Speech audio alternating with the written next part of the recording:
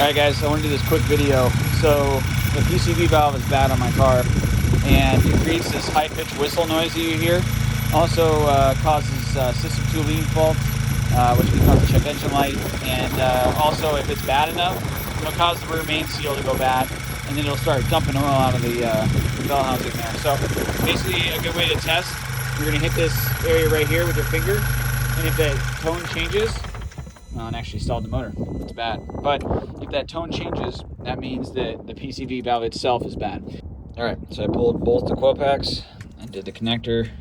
So now we're going to remove all of these T30 Torx right now. Okay, here it is removed. Alright, next step, make sure that whole surface is clean. You don't want any contamination. Alright, last thing you do, tighten all your bolts. Make sure they're all nice and tight. Everything's secured. You're good to go.